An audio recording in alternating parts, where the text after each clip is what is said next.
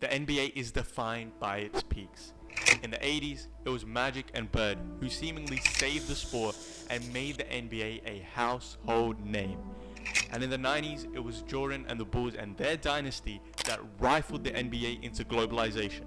And most people would point to 2016 as one of the greatest seasons ever in NBA history because of the number of significant events that happened in one singular season. So, with how the NBA is shaped up now, where parity is at an all-time high and Hall of Fame talent are being traded left, right, and center, I wanted to ask the question, is the NBA approaching another peak? Because it seems as though the NBA is as interesting as ever.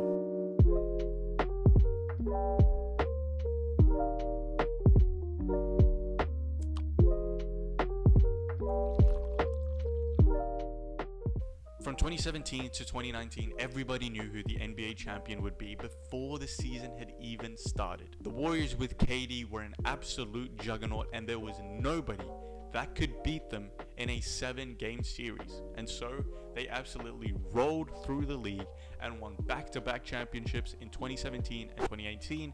And barring an injury to KD and maybe even Klay Thompson, they would have been champions in 2019 as well. There was no parity in the league. It was an absolute zero. And even in the East, everybody knew that the LeBron-led Cleveland Cavaliers would come out of there as well. So for 3 straight years, everybody knew that the Warriors would come out the West and the Cleveland Cavaliers would come out of the East. There was no uncertainty, there was no parity, and it wasn't as interesting as it is now, because parity is at an all-time high, and I think that's one of the main reasons why the NBA is reaching another peak. The Denver Nuggets just won the championship, and before the start of the playoffs, almost nobody had them even coming out of the first round. It seems as though there's more contenders than ever. I mean, just in the West, there's the Denver Nuggets, the New Look Lakers, the Golden State Warriors, the Phoenix Suns, the Clippers, the Grizzlies you can even throw in there. The Kings are maybe a champion, but they might be too young. And maybe even the Mavericks. And if you look to the East, there's the Bucks, the Celtics, the 76ers. The Miami Heat are always a contender. And there's so many contenders right now. I mean, that was almost 10 teams I just named. When has the NBA been so even on such a level playing field? It seems like anybody could go and beat anyone, apart from, the tanking teams. And in a 7-game series, the NBA is as uncertain as ever. And I think that's the main word, the key word, uncertainty. Because uncertainty breeds interest. We are curious beings. We want to know what will go on. And as I said, from 2017 to 2019, there was no uncertainty. Everybody knew that the Warriors would come out and be the last team standing, barring an injury. So that's all people were really watching for. How will it happen? And they were praying for their downfalls. But that was really the only thing that people were looking forward to. But now, with so much uncertainty, so many contenders, and so many possible champions, it's as uncertain as ever. Nobody knows who's coming out of the East. Nobody knows who's coming out of the West. You may have your bets, you may have your picks, but you don't know for certain. This new look parity has been amazing for the NBA, because just this season, it was an extremely contributing factor to the 2022-2023 playoffs being the most watched in 5 years. And even a matchup like the Nuggets and the Heat, which was looked at as possibly one of the weakest possible matchups, had one of the highest viewerships. Now, viewerships isn't everything, but the rhetoric around the league viewers and casual viewers and NBA fans was that nobody knows what's happening. Nobody knows who's going to roll through. I mean, the Miami Heat went from the 8th seed all the way to the NBA Finals. And I know that's happened before, but it seemed quite uncertain because it seemed as though that there were juggernauts in the East in the Celtics and the Bucks. But because there was so much talent around the league, and because teams are on such a level playing field, it led to an incredible tale. And a Nuggets who who should have possibly been a favorite, were an unlikely winner of the West, for most people at least, and the Miami Heat had an incredible Cinderella run. And there's nothing to say that will stop in the next coming seasons. There is no out-and-out super team. Now you could say the Suns maybe are a super team, but even they don't look certain like the Warriors, like Warriors-esque, to absolutely roll through the league and be the last team standing. There is absolutely no team that you can point to that is on that level of talent. But I think that's mainly because it's so spread. It isn't condensed into one team or two teams. It's quite evenly spread, and it's a level playing field once and for all. We don't know who's coming out of the West or the East. And it's beautiful. The regular season is as important as ever. The West, just this season, came down to the wire, and it was important because of the matchups that were produced from that and knowing who you're going to play next. And I think it'll be an extremely important thing next season as well, because the West is so deep and because it isn't so top heavy. We will see only a 2-game or 3-game gap between, say, the 6th or the 2 seed or the 8th and the 4th seed. I mean, that is truly incredible. Such an even race. Almost everyone is starting at the same base point, and it's a mad dash to the end. And more than ever, it's not about who has the better players that they can give the ball to and rely on. Teams have to be more intricate. They have to study the opposition more and more, and matchups have become so much more important. I mean, the Warriors went up against the Lakers in the play-in. The Lakers who came out of the play-in, and because of the matchup, because the Warriors don't have these big tall wings or any player above 6'9", and the Lakers are the complete opposite, extremely big, extremely physical, and they dominated the Warriors. But you could argue that the Lakers went up against the Nuggets and they got absolutely folded by them. But you could argue that if the Warriors were up against the Nuggets, it would have been a tougher matchup for them because of the personnel that the Warriors hold against the Nuggets and the advantages that some of their players hold against the Nuggets. It isn't just because the Nuggets have more talent that they'll beat everyone. It isn't that the Lakers had more talent than the Warriors. It came down to matchups. It came down to subtle differences between the teams. And it wasn't this huge gap between the talent or the play style. So I think that's exactly why parity is a major contributing factor to the NBA reaching another peak. And it most definitely is. Because when have we ever seen the NBA in such a landscape that nobody knows who to pick to come out of either conference? There is so much uncertainty, and there is so much interest in the NBA playoffs, more than ever.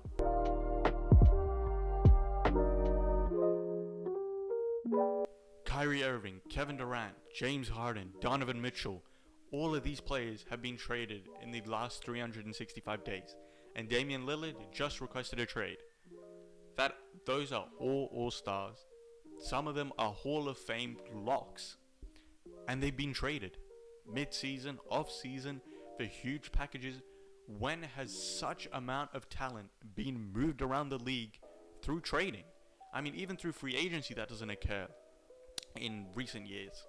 Players are moving more than ever. They hold the power and they go wherever they want to go. So if they want to be traded, they have to be traded. The teams can't do anything. And so that's exactly why so many players are moving around. And there's so much drama in the NBA. There are so many players moving around the league. And there is so much movement that the NBA is extremely unique. It is one of the only sports that really has that sort of aspect. Barring maybe soccer. Because football is quite literally the same. These players can ask to leave and they almost have to be dealt. But it's not to the level of freedom that the NBA is in. The NBA is in such free-flowing... These players have such power to just move wherever they want. They can ask to be traded to a certain team. So how does this movement contribute to the NBA hitting its peak? Well, the amount of movement in the league just creates so many enticing, entailing storylines. I mean, Chris Paul just got traded to the Warriors. He has been ringless. The Warriors are a 4-time champion and they are a juggernaut, a dynasty that may still continue. So can Chris Paul contribute? Can Chris Paul become a NBA champion once and for all? Can he rewrite his story? There's an incredible storyline just there. And there's so many other storylines that just become created. You know, you can also talk about the storylines that are created by leaving. You know, Kyrie Irving and the sour relationship that created between the front office and the players. Joe Tsai didn't want to deal Kyrie to wherever he wanted to go. He didn't want to deal him to the Lakers. And there's so much drama within the league. You can't say you don't like drama because most people do. And this player movement just continues to add drama into the NBA as if it wasn't already one of the most drama-filled sports. The player empowerment movement just adds to that and builds on that narrative.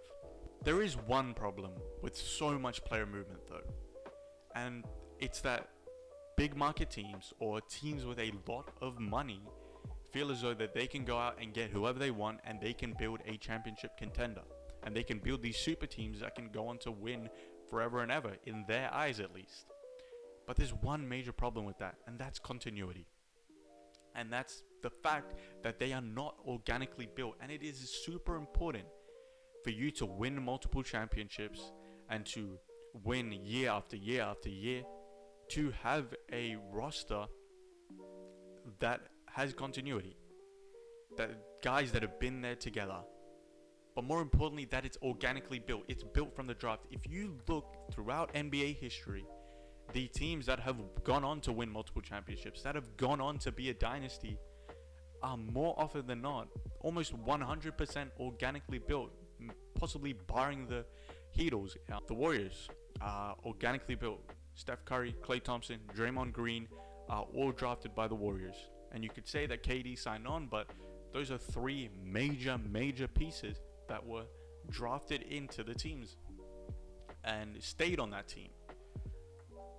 The Lakers, Kobe Bryant, they signed Shaq, but a lot of those role players were also drafted to the Lakers. The Bulls, Pippen and Jordan were drafted to the Bulls. The Spurs, Tony Parker, Tim Duncan, David Robinson, Manu Ginobili were all drafted to the Spurs and stayed with the Spurs. There is a major reason why dynasties are organically built, because continuity is extremely important. Continuity builds chemistry, and chemistry is extremely important not only on the court but off the court. Knowing that you have this camaraderie between each other gets you through a tough, gritty, long NBA playoff scene. Knowing that you have guys next to you that you can rely on and you've known for years and years helps. And even on the court, you have guys that you feel you can go to war with. You can fight till the last buzzer. And that's exactly why continuity is important. It is imperative to be organically built if you want to win multiple championships and you want to be a dynasty. We have not seen many teams that have just been produced out of thin air and gone on to be a dynasty. It just does not happen. So maybe this player empowerment and player movement isn't all that these teams think. You can't just build a super team out of thin air and go on to win championships. But I tell you what it does do, it keeps the NBA interesting. It keeps it moving, it keeps it ticking. And I think that's exactly why it is, again, another major reason why it's contributing to the NBA reaching another peak. So taking into account everything that we just said, is the NBA reaching another peak? Is it more popular than it has ever been? Is it as interesting as it has ever been? I think it might well be. I think the fact that parity is at an all-time high and teams are on an even playing field, and the fact that player movement and player empowerment is creating these incredible, tantalizing storylines, and the fact that there is so much uncertainty around the league, I think the NBA is definitely reaching another peak. If not, it's already at a peak. It's already at the top. Maybe it's got higher to go, or maybe it'll go down into a trough again. but I don't think the NBA has been this interesting in a while. And I think we have to enjoy it, because we may never see the NBA hit another peak like this.